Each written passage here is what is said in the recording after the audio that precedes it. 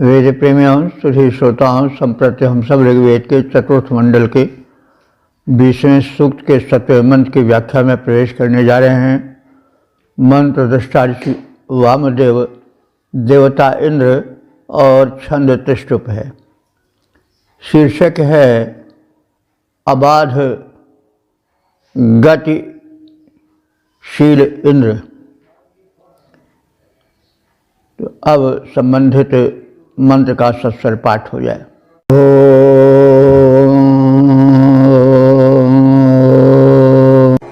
न यस्य भर्ता धनुषान्वस्ति न राधस आमरेता मघस्य उद्वा वृषाणस्तविषेव उग्रास्मभ्यं दध्य पुरुहोतराजः।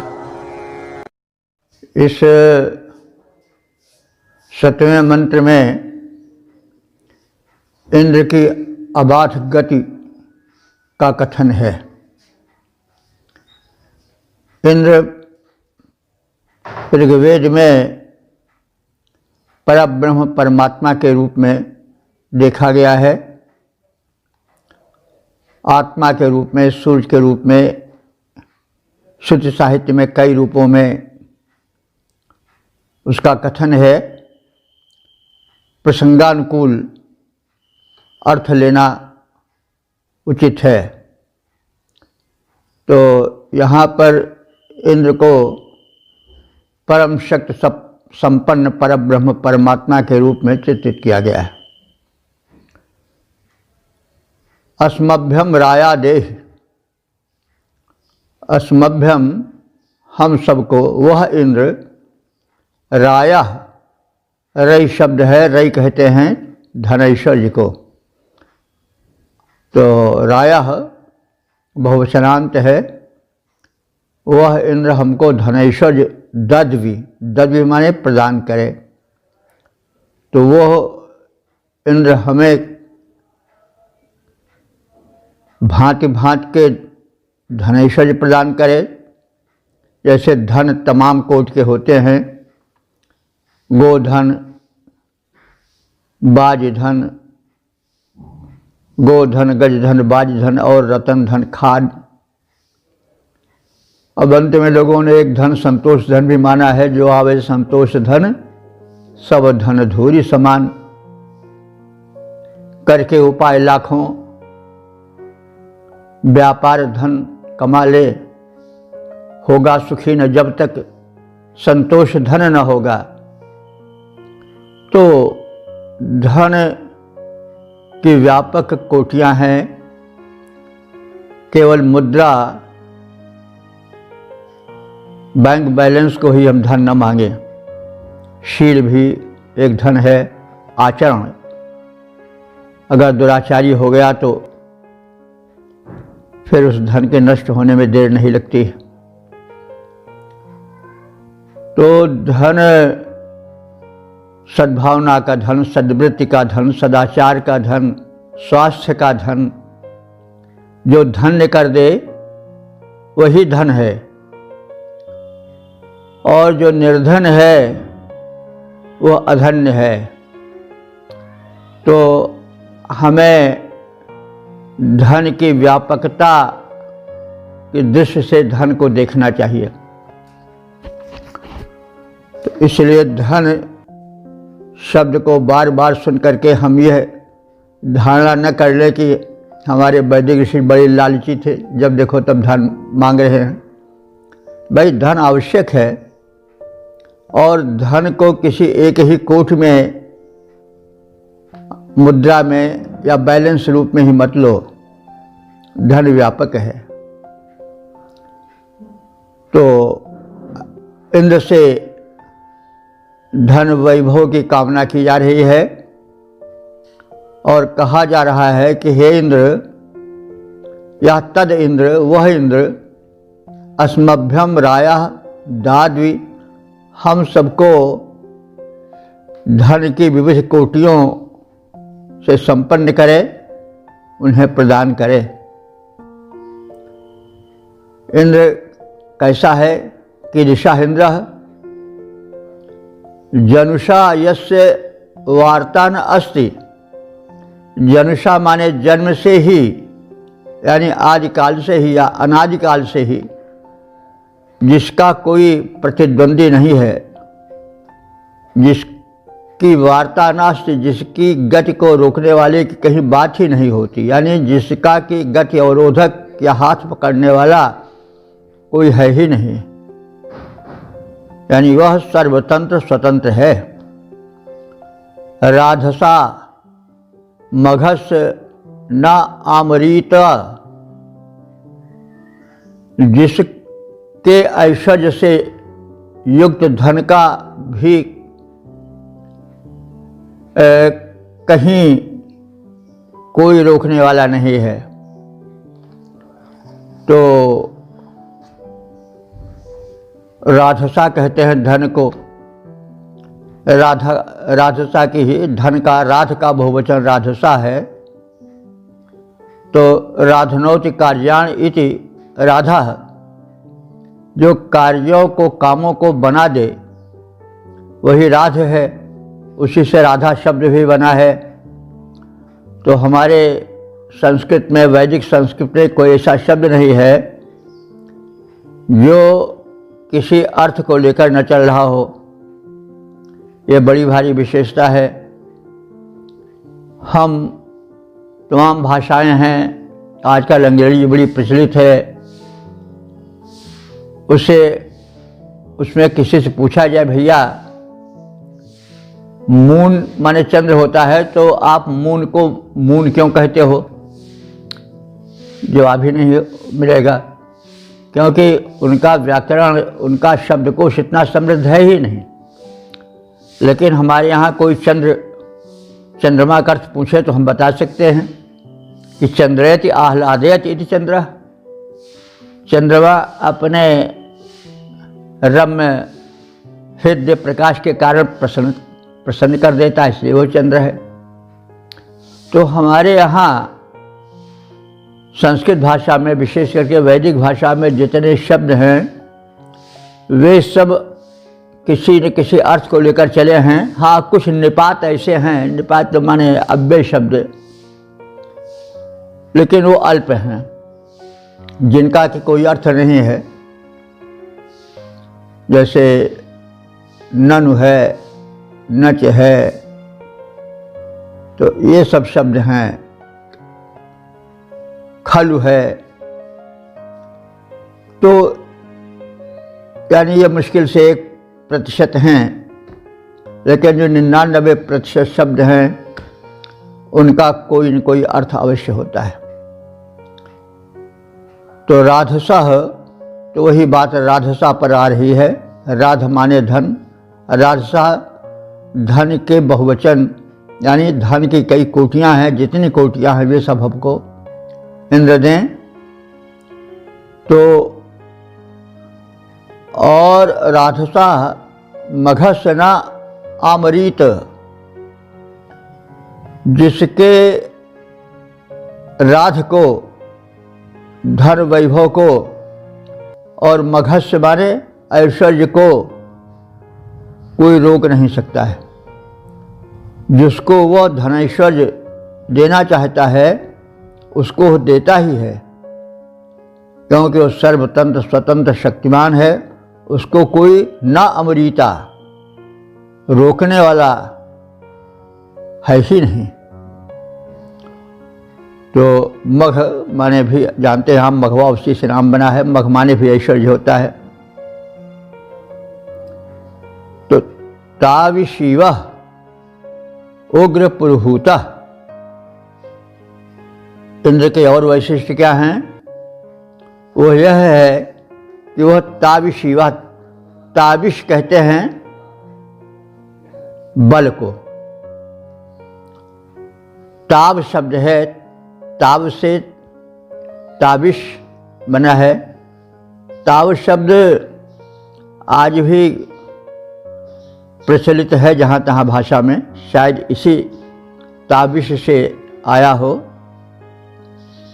कहते हैं इनके शरीर में कुछ ताबे नहीं है, या बड़ा ताब है।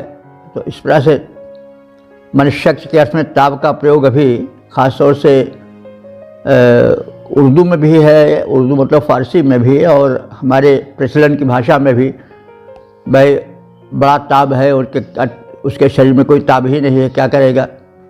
तो वो इसी ताब से, वैदिक ताब से वही ताब है जो शख्स के अर्थ में लोक में प्रयोग देखा जाता है। तो ताविशिवः, इंद्र जो है वो ताविशिव है। ताविशिव माने ताब वाला है, बल वाला है, बलशाली है। और कैसा है? उग्र है। उग्र माने प्रचंड है। तो और कैसा है? पुरुहूत है। पुरु माने बहुत, अनंत, तो हूत माने बुलाया जाने वाला। तो बहुतों द्वारा अपनी महत्ता के कारण बुलाया जाने वाला हो उसको पुरोहूत कहते हैं। तो इंद्र का एक पर्यायवाची पुरोहूत भी है। तो इंद्र जो है वो ताविशिवः है, यानी परम बलशाली है, उग्र है, प्रचंड है, और पुरोहूतः बहुतों द्वारा आवाहित होता रहता है। वृषाणः वो अत्यंत बलशाली है। तो ऐसा इंद्र अस्मभ्यम रायः दाद्वी, हम सबको धन ऐश्वर्य प्रदान करे। तो इस तरह से इस मंत्र में इंद्र के बल, वैभव, विक्रम का वर्णन किया गया और उसके सर्वतंत्र स्वतंत्र होने का संकेत किया गया। वो जब देता है तो छप्पर फाड़ के देता है, कोई उसको रोक नहीं सकता है, और लेता है तो थप्पड़ मार के लेता है। तो इस तरह से सर्वतंत्र स्वतंत्र है। इंद्र को हम पौराणिक इंद्र से मत जोड़ें। यह इंद्र उस परम शक्ति परमात्मा का प्रथम प्रदत्त नाम है जो हमारे वैदिक ऋषियों द्वारा दिया गया।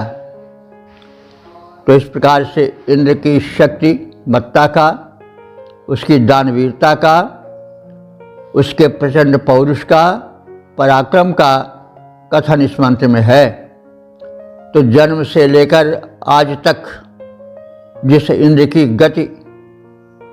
गति को, बलवेग को रोकने वाला कोई हो नहीं सका है, जिसके धनैश्वर्य का भी विनाशक कोई अभी तक पैदा नहीं हो सका है, ऐसा शक्तिशाली इंद्र हमें धनैश्वर्य दे। प्रार्थना क्रम में कहा जा रहा है कि हे शक्तिशाली वीर पुरुहूत इंद्र, तुम परम बलशाली हो, हमें बल, धन और ऐश्वर्य प्रदान करो।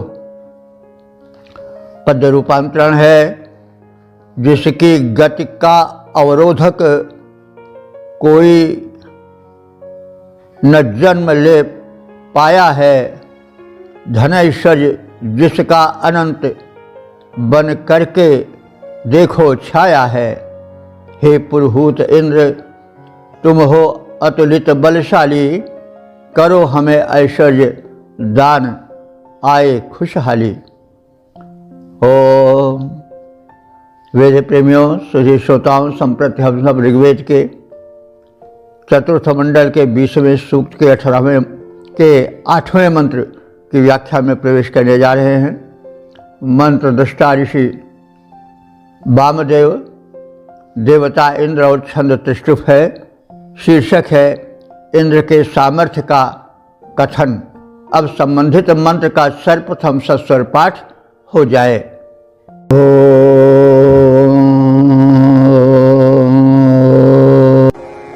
ईक्षे राजः क्षयस्य दर्शनेनामुदव्रजमपवर्तासि गोनाम् शिक्षा नरः समिथेषु प्रहाभान् वस्वो राशिमभिनेतासि भूरिम्। इस 8वें मंत्र में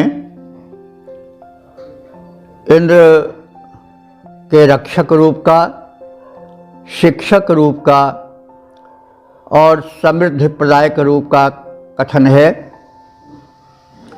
इंद्र सर्वसमर्थ एक न्यायी शासक है।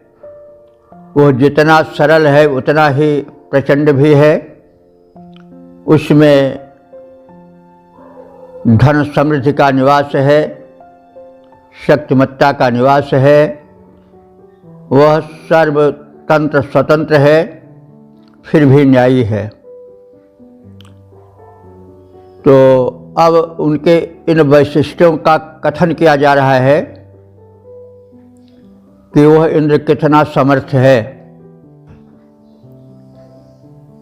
इंद्र जो है चर्षणी नाम, चर्षणी कहते हैं प्रजा को, मनुष्य को, प्राणी मात्र को, क्योंकि परमात्मा ही की तो सभी प्रजाएं हैं। प्रजा का अर्थ होता है संतान। प्रजा आजकल हम शासित को भी कहते हैं, तो हमारे यहाँ प्रजा नाम बड़ा सार्थक दिया गया है, क्योंकि जो शासक है उसको चाहिए कि वो शासित को कीट पतंग न समझे, उनको अपना पुत्र समझे। शब्द हमारे यहाँ बहुत संभाल कर और बहुत सार्थकता के साथ प्रयोग किया जाता है। वेदों में इसका बाहुल्य है। तो प्रजा का अर्थ यह नहीं कि राजा जो चाहे वो कर डाले, जिसको चाहे उसको मार डाले, जिसका चाहे उसका धन छीन ले, वो राजा नहीं, राजा के नाम पर कलंक है। हमारे यहाँ प्रजा शब्द प्रयोग किया गया है पब्लिक के लिए, शासित के लिए। प्रजा का अर्थ होता है पुत्र, संतान। तो जो संतान है वो पाल्य है, उस पर उसका पालन करने वाला उसका पिता या उसकी माता जुल्म नहीं करती, उसको कुचलती नहीं है। तो ऐसे राजा को होना चाहिए कि वो प्रजा को अपना औरस माने। औरस कहते हैं अपना सगा पुत्र, इसीलिए प्रजा शब्द का प्रयोग हुआ है। प्रजापाल, प्रजापति, ये सब राजा के लिए प्रयुक्त हुआ है। तो चर्षणी नाम, चर्षणी भी उसी प्रजा के अर्थ में आता है कि हे इंद्र, तुम प्रजाओं के, राय से माने धन के, और क्षय से माने निवास स्थानों के, घरों के स्वामी हो, क्योंकि सब कुछ तो तुम्हारा ही है। ईशावास्यमिदं सर्वं यत्किंच जगत्याम जगत तेन त्यक्तेन भुंजीथा मागृधाः कस्य सिद्धनम। यजुर्वेद में कहा गया है कि जो तुम देख रहे हो वो तुम्हारा नहीं है। ईशावास्यमिदं सर्वम, ये उस परम शक्ति परमात्मा का रचनाकार का है, जिसने यह बना कर दिया है। उस बनाने वाला का सब कुछ है, तुम्हें तो केवल एक किराएदार बनाया गया है। तो ईशावास्यमिदं सर्वं यत्किंच जगत्याम जगत तेन त्यक्तेन भुंजीथा मागृधाः कस्य सिद्धनम। उसको तुम उसका उपभोग करो तुम कैसे त्याग पूर्वक, और किसी के धन की हड़पने की इच्छा मत करो, क्योंकि धन तुम्हारा नहीं है, धन सब उस परमात्मा का है। तो ये वेद पुकार पुकार कर कहता है कि तुम्हारा कुछ नहीं है, संसार है उसी का जिसने इसे बनाया। सर्वत्र सृष्टि में है सर्वेश ही समाया। तो जो इंद्र है वो चर्षणी नाम, प्रजाओं के रायत से समस्त धन वैभवों का और क्षय से उसके आवासों का, निवास स्थानों का स्वामी है। और इच्छे सब पर शासन करता है। उत माने और, गो नाम ब्रजम अपवर्तासी। गो नाम माने धेनु नाम, गायों का। ब्रज कहते हैं घेरे को, गायों के घेरे को। ब्रज तो हम लोग जानते हैं, ब्रजमंडल में जो एक खास स्थान है जो कृष्ण की लीला भूमि थी, उसको ब्रज कहा जाता है। तो ब्रज उसको यही इसलिए कहा जाता है कि गोपालन अधिक होता है उस क्षेत्र में। तो गायें सैकड़ों की संख्या में होती थी, तो उनको एक बड़ा भारी बाड़ा बना करके उसी में बंद कर दिया जाता था। तो वह ब्रज कहलाता था। वो बाड़ा जो उनके रहने के लिए था, उनको बंधन में नहीं डाला जाता था, स्वतंत्र छोड़ दिया जाता था, एक घेरे में बंद करके कहीं इधर उधर भटक न सके। तो अब यह है कि वो क्षेत्र गोपालन का था, इसलिए उसका नाम है ब्रज रख दिया गया। वहाँ बड़े ब्रज थे, यानी गोपालन के लिए बनाए गए बाड़े थे, घेरे थे। तो इसका मूल अर्थ ब्रज का होता है घेरा, बाड़ा, जिसको कहते हैं बाड़ा। तो गोनाम ब्रजम अपवर्तासी, तुम गायों के बाड़े को खोलने वाले हो। मतलब ये हुआ कि इसके एक कई अर्थ लिया जा सकता है। पानी लोग या दुष्ट लोग या दुर्वृत्ति वाले चोर बदमाश क्या करते थे कि गायों को चुरा करके पहले किसी बाड़े में बंद कराते थे, कंदरा आदि में, और बाद में समय पा करके फिर उसको निकाले ले जाते थे और अपने अनुसार उनका प्रयोग करते थे। सबसे बड़ा धन गोधन था, तो गोधन की चोरी बहुत होती थी। तो इंद्र जो है वह इस प्रकार से दुष्टों दैत्यों द्वारा चुराई गई गायों को छुड़ाता था। कुछ ऐसे प्रयोग करता था कि जो सबसे बड़ा धन गोधन है वह अपराधियों द्वारा लूटा न जा सके। और अगर हम चाहें तो और भी अर्थ कर सकते हैं। गोनाम शब्द आया है ना, षष्ठी गो का, तो गो माने गाय ही नहीं होता, गो माने इंद्रिय भी होता है, गो माने किरण भी होता है, गो माने पृथ्वी भी होता है। तो अगर हम चाहें तो उसका इनसे भी अर्थ जोड़ सकते हैं। जैसे इंद्रियां जो हैं वो जकड़ी हुई हैं किसमें? काम, क्रोध, लोभ, मोह, मद, मात्सर्य, ईर्ष्या, द्वेष आदि में।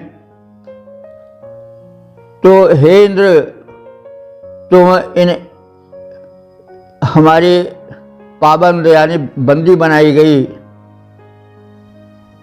इंद्रियों को, जो कि काम, क्रोध, लोभ, मोह, मद द्वारा बंदी बनाई गई हैं, उन्हीं के वश में कार्य कर रही हैं, उनको तुम छुड़ाने वाले हो, मुक्त करने वाले हो। क्योंकि जो बांधे सोई छोड़े, ईश्वर ही अंत में, परमात्मा ही इन बंधनों से मुक्ति दिला सकता है। इसकी दुहाई बार बार भक्त कवियों ने भी दी है। तो कहने की ये तात्पर्य है कि अगर हम चाहें तो इसका अध्यात्म परक अर्थ भी ले सकते हैं कि जो गाय हैं, गो हैं, हमारी इंद्रियां हैं, वे काम, क्रोध, लोभ, मद, मोह, मात्सर्य, ईर्ष्या, द्वेष में जकड़ी हुई है, बंद हैं, और तुम उनको छुड़ा देते हो। तो तुलसीदास यह मोह श्रृंखला जो बांधे सोई छोड़े, जिसने बंधन बनाया है वही इसको छुड़ा भी सकता है। तो इसे इस अर्थ में भी कर सकते हैं। गो किरण कहते हैं, सूर्य की किरण को भी गो कहते हैं।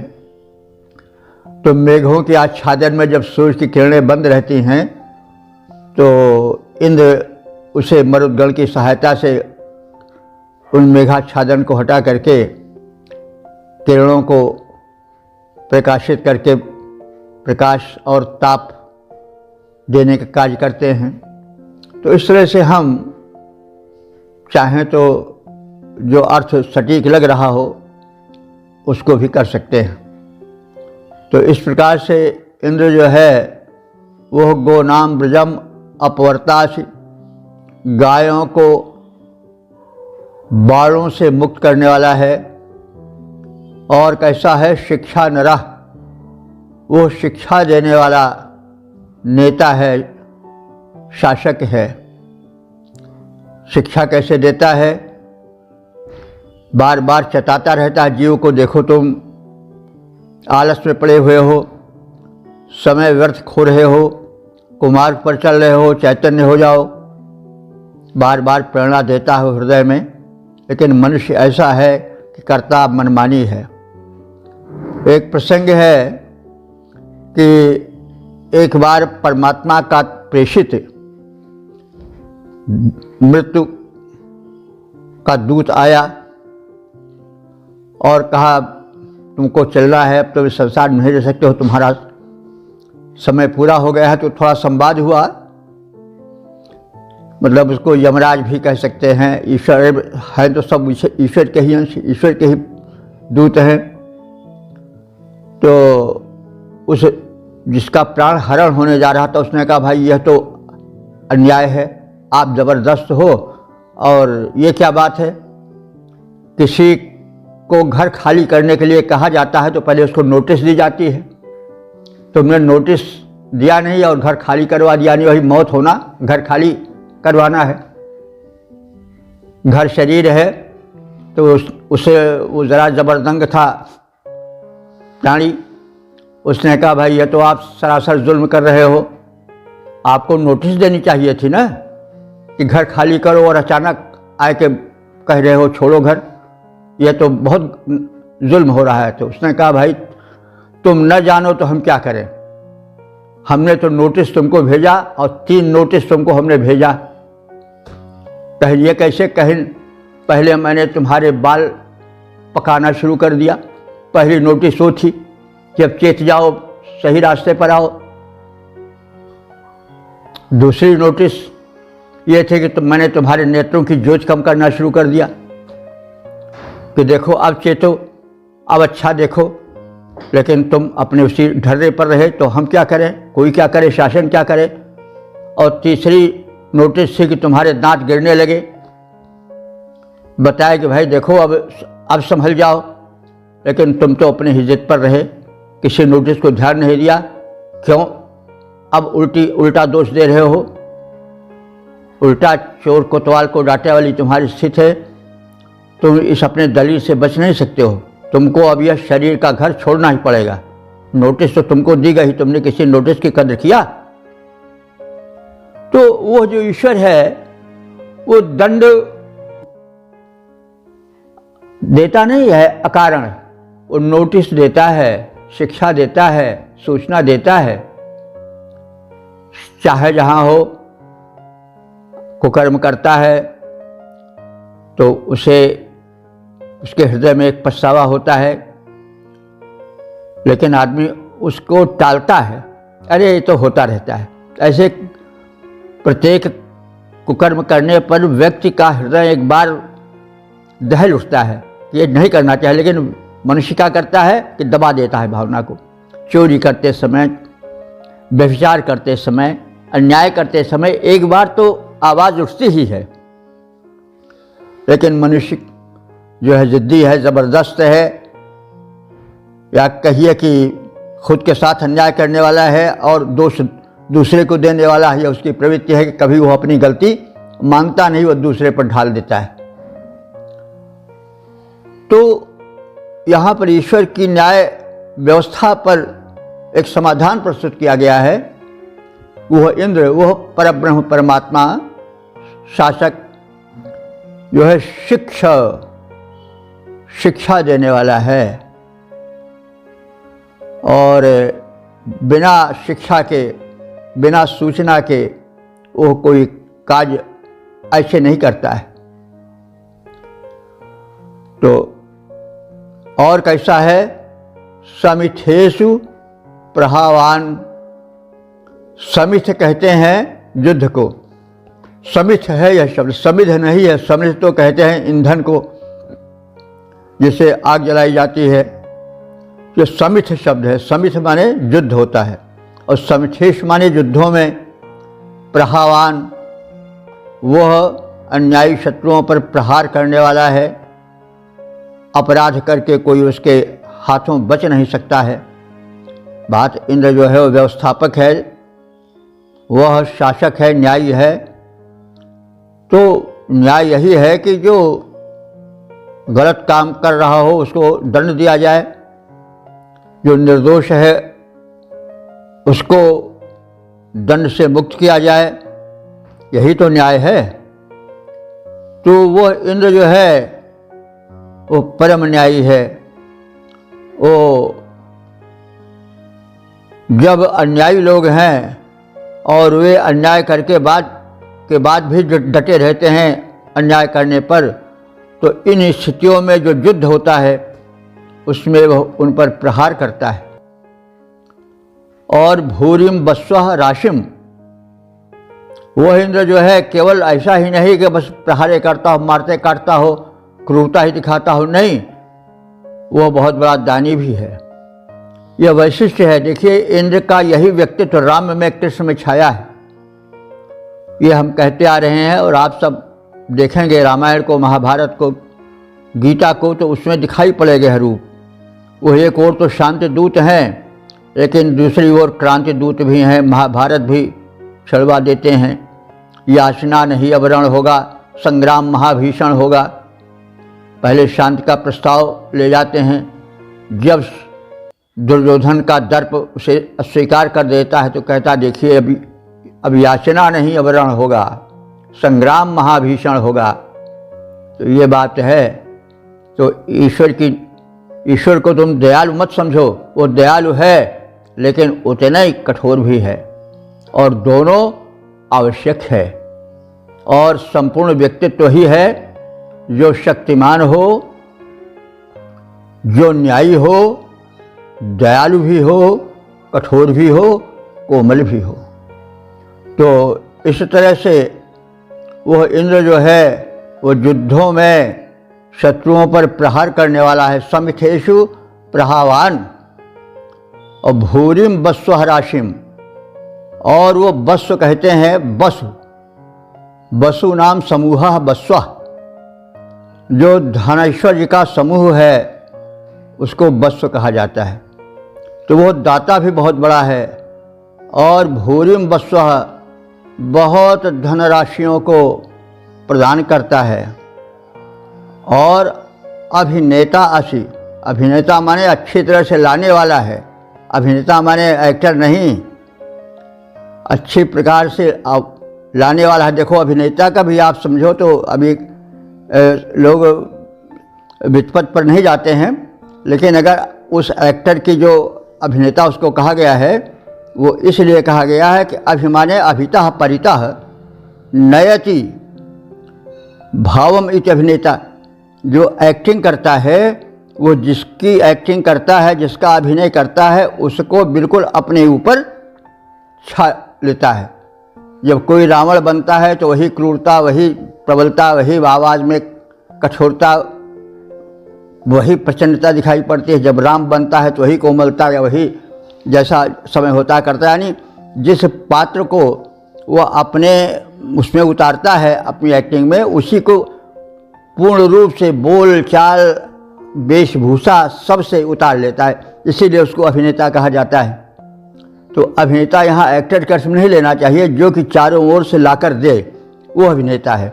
तो अभिनेता शब्द की व्युत्पत्ति हमने उस अर्थ में भी कर दी। अभिनेता वो इसलिए है कि जिसकी वो एक्टिंग नकल उतारता है उसको अपने पर बिल्कुल लाके छा देता है, तभी सफल अभिनय होता है। तो अब यहाँ भगवान कोई एक्टर नहीं है, वो अभिनेता माने धन समूह को लाकर भली भांति उपासकों को देने वाले हैं। धन की भी तमाम कोटियाँ हैं जो हम कहते आए हैं, यानी वो संपूर्ण रूप से समृद्धि देने वाला है। तो हे इंद्र, तुम मनुष्यों पर, धन पर तथा भवन पर नियंत्रण करने वाले हो, निरोधक असुरों के घेरे में पड़ी हुई गायों को उन्मुक्त करने वाले हो, ज्ञानोपदेश द्वारा लोगों को उन्नत करने वाले हो, युद्धों में शत्रुओं पर प्रहार करने वाले हो तथा प्रचुर धन संपदा प्राप्त कराने वाले हो। तुम महान हो, दानी हो, वीर हो, उदार हो, तुम्हें नमन है। पद रूपांतरण है, जन पर, धन पर, घर पर शासन सूत्र चलाने वाले, जन पर, धन पर, घर पर शासन सूत्र चलाने वाले असुरों के घेरे से गाएं, मुक्त कराने वाले, उपदेशों के द्वारा जन मन उच्च बनाने वाले, शत्रु प्रहारक धनैश्वर्य को प्राप्त कराने वाले। ओम वेद प्रेमियों, सुधी श्रोताओं, संप्रति हम सब ऋग्वेद के चतुर्थ मंडल के 20वें सूक्त के 9वें मंत्र की व्याख्या में प्रवेश करने जा रहे हैं। मंत्र दृष्टा श्री वामदेव, देवता इंद्र और छंद त्रिष्टुप है। शीर्षक है इंद्र की शक्ति विषयक जिज्ञासा। अब संबंधित मंत्र का सर्वप्रथम सस्वर पाठ हो जाए।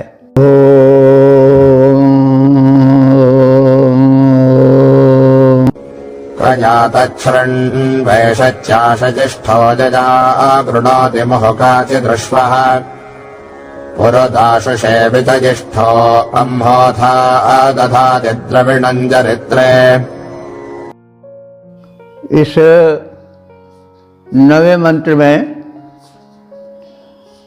इंद्र अपनी शक्ति क्यों प्रकट करता है, वो अपना बल क्यों दिखाता है, अपना वज्रपात क्यों करता है। तो पहले ऐसा प्रश्न किया गया है, फिर उस प्रश्न का उत्तर इस रूप में दिया गया है कि यह सब उसकी उदारता कराती। तो ये स्वाभाविक प्रश्न है कि भाई भगवान बीच में क्यों पड़ता है व्यक्तियों के। हम दो आदमी लड़ झगड़ रहे हैं, आप क्यों बीच में आ गए। तो यह किसी की उदारता है।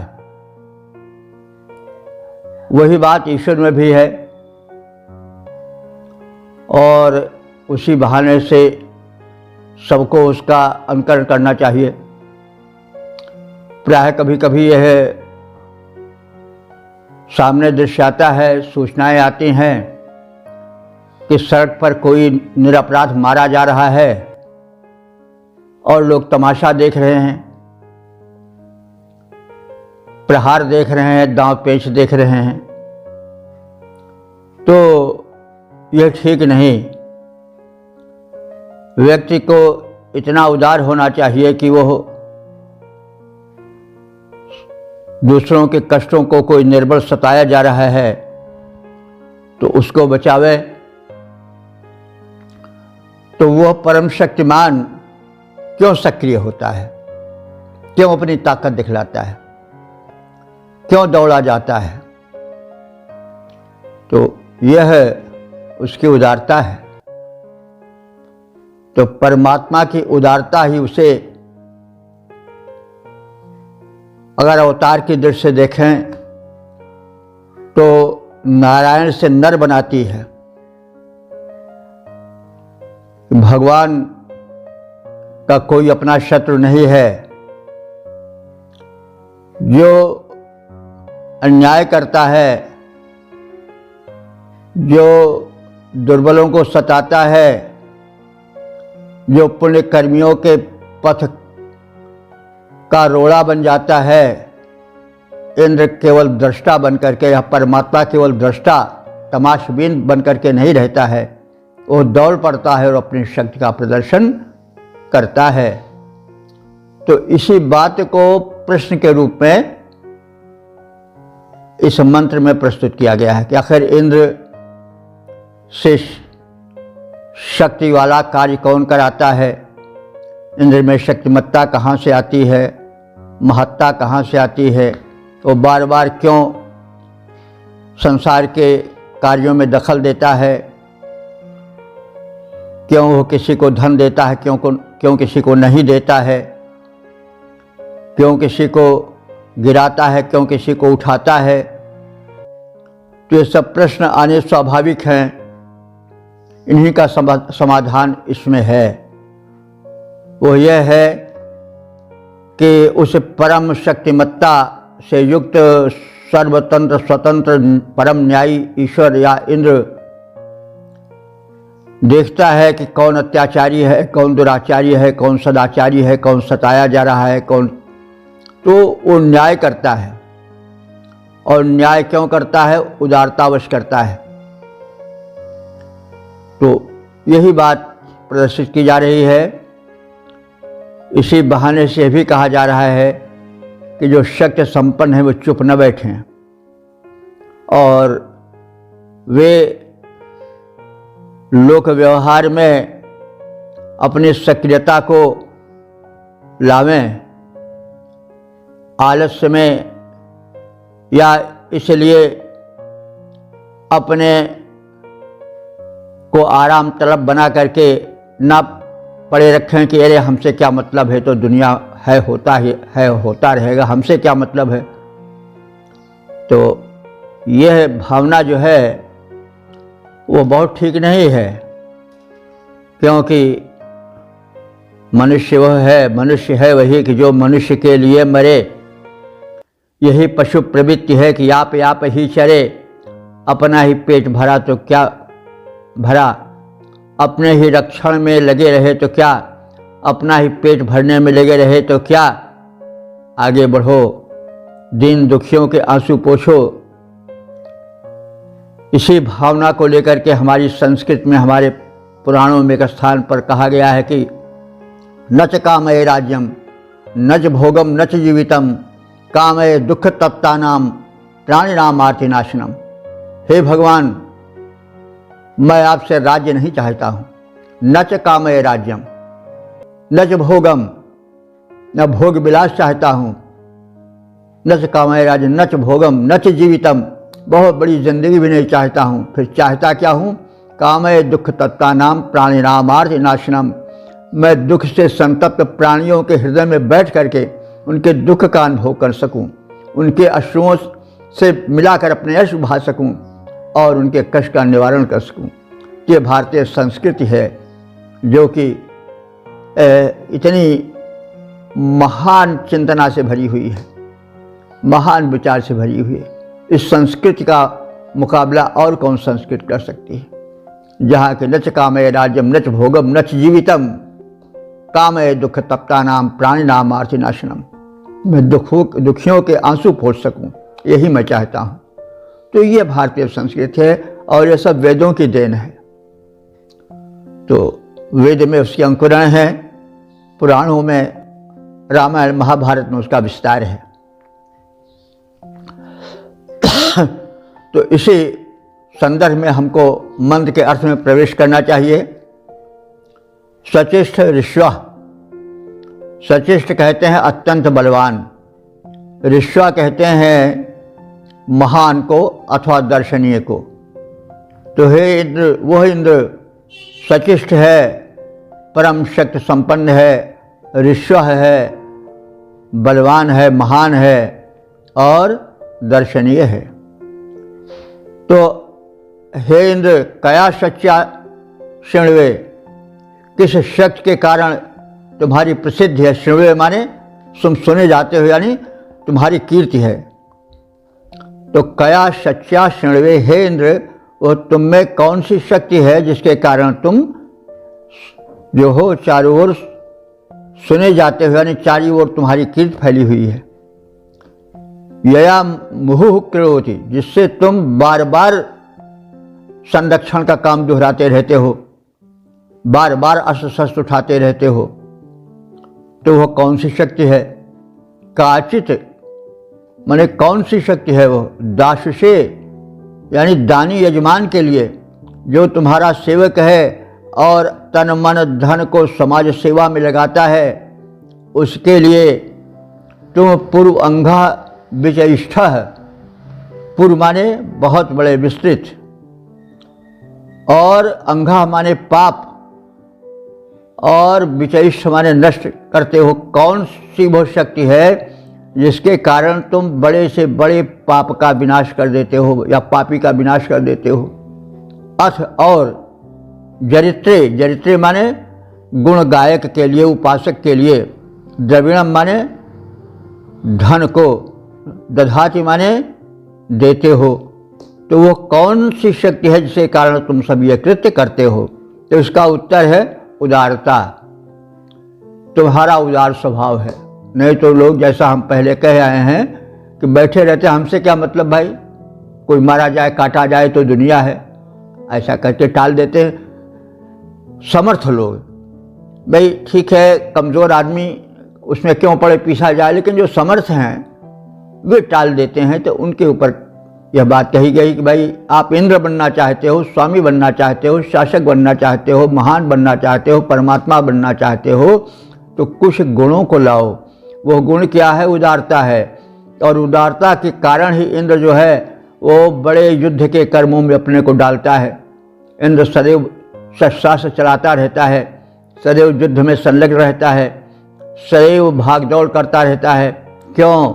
ऐसा क्यों? क्योंकि उसमें उदारता है। उदारता का क्या हुआ कि दूसरे को के दुख को देखकर दुखी होना और उस दुख को दूर करने के लिए तन मन धन से जुट जाना, लोकोपकारी होना। तो अत्यंत बलवान और महान इंद्र किस शक्ति के कारण प्रसिद्ध है? वो कौन सी शक्ति है जिसके कारण वे बार बार कर्म करते रहते हैं? वे इंद्र दाता यजमान के अनेक पापों का नाश करते हैं और स्तोता अपने उपासक को धनेश्वर प्रदान करते रहते हैं। तो भला कौन सी शक्ति है, किससे वे प्रेरित होकर के ऐसा सब करते हैं? इसका एकमात्र उत्तर है उदारता। तो इस प्रकार से वह परम शक्ति संपन्न सर्वतंत्र स्वतंत्र परमात्मा जो है वो जितना प्रचंड है, जितना महान है, उतना उदार भी है। तो उसकी उदारता ही उसकी सक्रियता का कारण है। पद रूपांतरण देखें। किस कारण किस शक्ति से इंद्रदेव विख्यात, किस कारण किस शक्ति से इंद्रदेव विख्यात करती उन्हें प्रसिद्ध है, कहो कौन सी बात? वे दाता यजमान के हरते पाप महान, स्तुतिकर्ता भक्त को वैभव करें प्रदान। तो यह सब कैसे वे करते हैं? वे अपने उदारता के कारण करते हैं। ओम वेद प्रेमियों, श्री श्रोताओं, संप्रति हम सब ऋग्वेद के चतुर्थ मंडल के 20वें सूक्त के 10वें मंत्र की व्याख्या में प्रवेश करने जा रहे हैं। मंत्र दृष्टा ऋषि वामदेव, देवता इंद्र, छंद त्रिष्टुप है, शीर्षक है इंद्र से धन वैभव हेतु प्रार्थना। अब संबंधित मंत्र का सर्वप्रथम सस्वर पाठ हो जाए।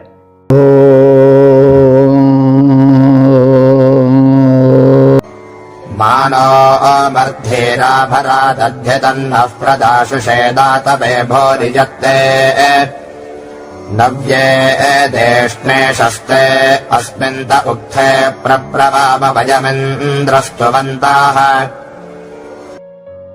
इस 10वें मंत्र में इंद्र से संरक्षण प्रदान करने की प्रार्थना है। उपासक कह रहा है कि हे इंद्र, नह माने हम सबको, माँ माने मत, मारधी माने मारो, यानी हमको कष्ट मत दो। आभर, फिर दो क्या? आभर माने भरण पोषण दो। ते यत भूरि, क्योंकि तुम्हारे पास बहुत सा धन है, बहुत से साधन हैं। दाशुषे दातवे, दाशुषे माने दानशील, दातवे माने देने के लिए, दानशील को देने के लिए तुम्हारे पास विपुल वैभव है। तत् नः दद्धि, उस विपुल वैभव को हम यजमानों को, यज्ञ करने वालों को प्रदान करो, ताकि हम भी अधिकाधिक लोकोपकार कर सकें। अस्तुवन्तः वयम, अस्तुवन्तः माने स्तुति करने वाले, वयम माने हम सब तुम्हारे आराधक। अस्मिन् नव्ये देशने सस्ते उक्थे, अस्मिन् माने इस, नव्य माने नए, और देशने माने दान दिए जाने वाले, सस्ते माने अनुशासित, उक्थे माने यज्ञ में। यानी इस नए दान दिए जाने वाले अनुशासित यज्ञ में प्रवराम तुम्हारे अनेक गुणों का गायन करते हैं। तो हे इंद्र, हमें मारो मत, हमारा संरक्षण करो, हमारा भरण पोषण करो। तुम्हारा जो धन दाताओं को देने के लिए सुरक्षित है उसे हमें भी दो, ताकि हम भी लोकहित कर सकें, अपने जीवन को समृद्ध और संपन्न बना सकें। इस अनुशासित दान प्रधान यज्ञ में जिसे हम सब संपन्न कर रहे हैं, और इस यज्ञ में हम सब तुम्हारी स्तुति करते हुए तुम्हारे अनेक गुणों का विशेष वर्णन भी कर रहे हैं। इन सब पर ध्यान रख के तो हमें संरक्षण दो, हमें धन वैभव दो, हमें सद्बुद्धि दो, हमें लोकहित में करने हेतु प्रेरित करो और साधन संपन्न करो। पद्य रूपांतरण है, करो भरण पोषण हम सबका, बध मत करो सुजान, जो धन पाते हविदाता, हमको भी करो प्रदान। इस अनुशासित यज्ञ मध्य हे इंद्र विपुल बलधारी, करें तुम्हारी स्तुति, गुण गण वर्णन करते भारी। ओम। वेद प्रेमियों सुधीर श्रोताओं, संप्रति हम सब ऋग्वेद के चतुर्थ मंडल के 20वें सूक्त के 11वें मंत्र की व्याख्या में प्रवेश करने जा रहे हैं। मंत्र दृष्टा ऋषि वामदेव, देवता इंद्र और छंद तुष्टुप है। शीर्षक है इंद्रोपासना के सत परिणाम। अब संबंधित मंत्र का सर्वप्रथम सस्वर पाठ हो जाए।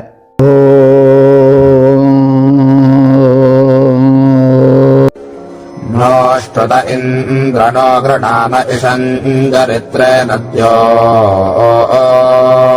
नपीपेः अघारिते हरिवो ब्रह्मणव्यम् धिया स्यामरथ्यः सदासाः। इस 11वें मंत्र में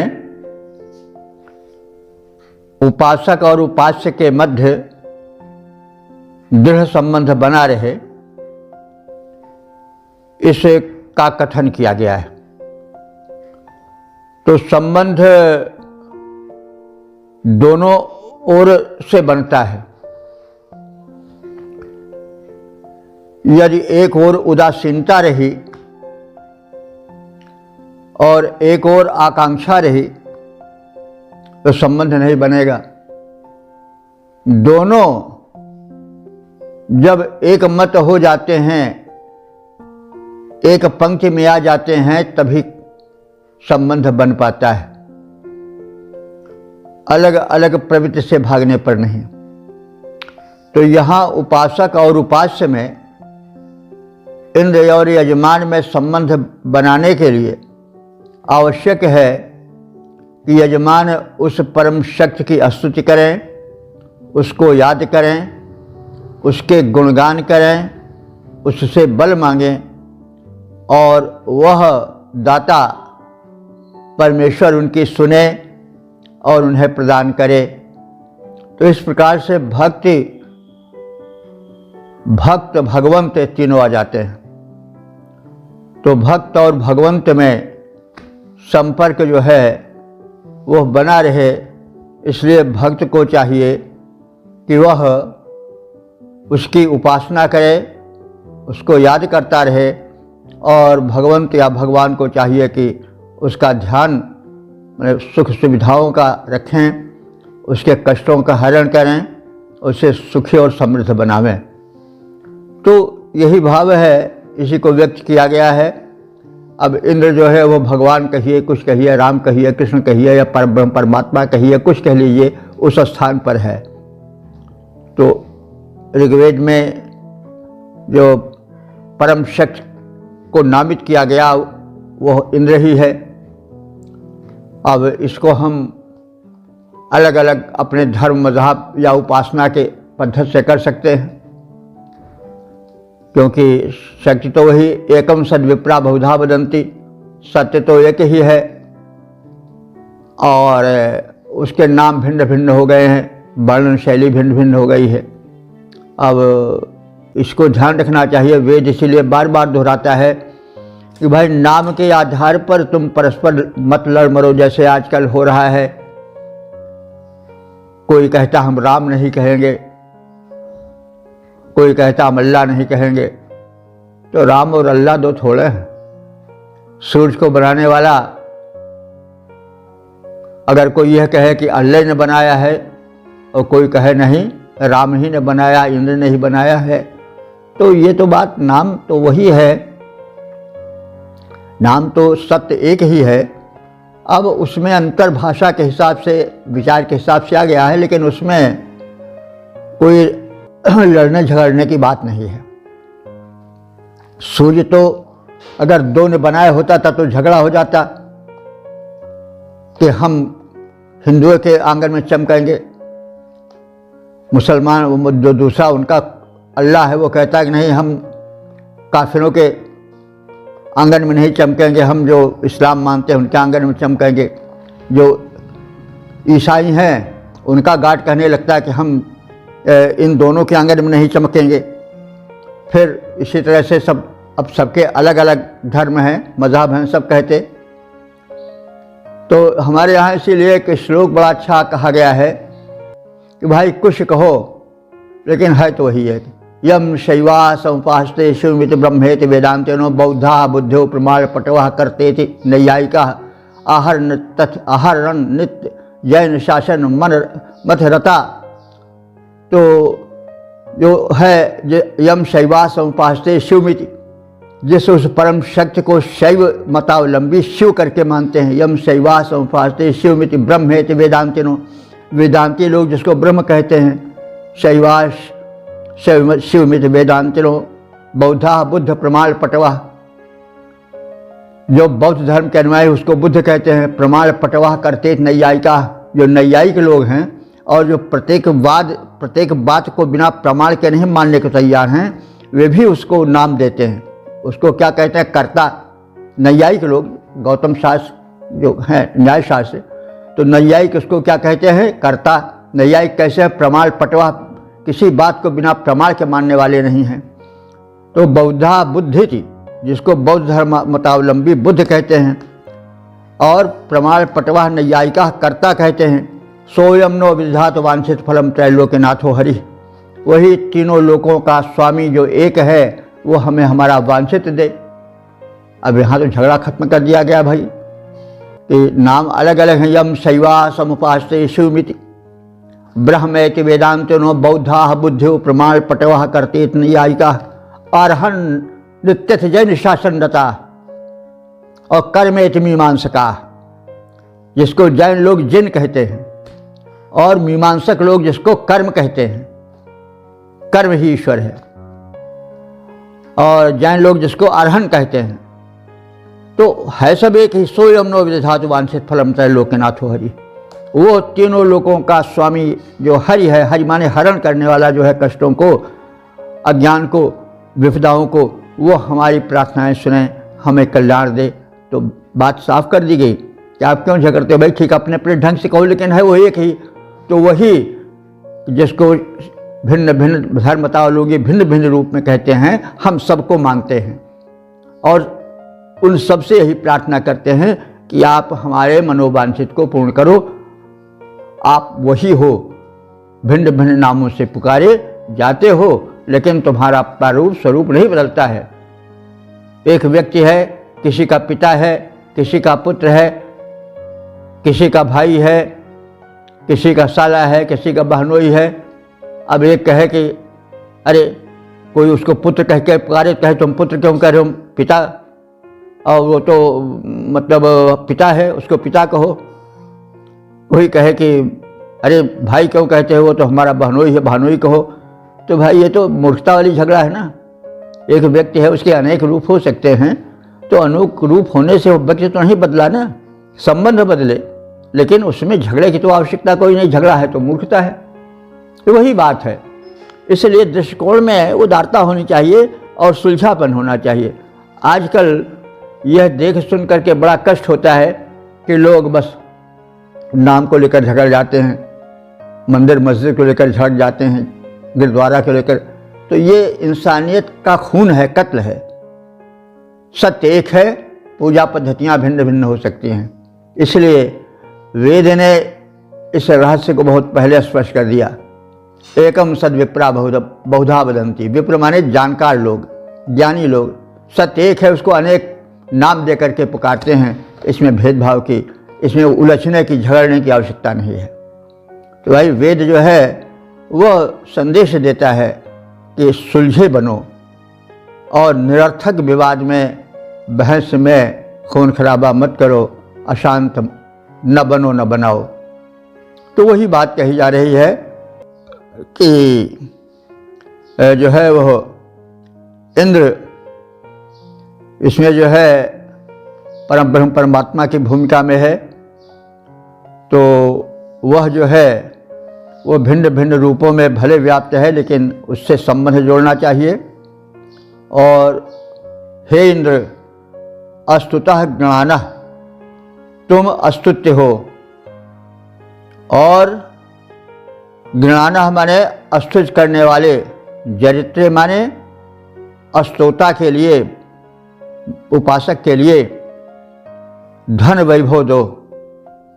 कैसा, किस प्रकार से? नद्यः ना, जैसे नदियाँ प्रबल प्रवाह के रूप में संपत्ति सलिल को लुटाती चलती हैं अपने किनारों पर, वैसे ही हमको विपुल सुख संपत्ति दो। इशम पीपेह, हमको अन्न धन दो।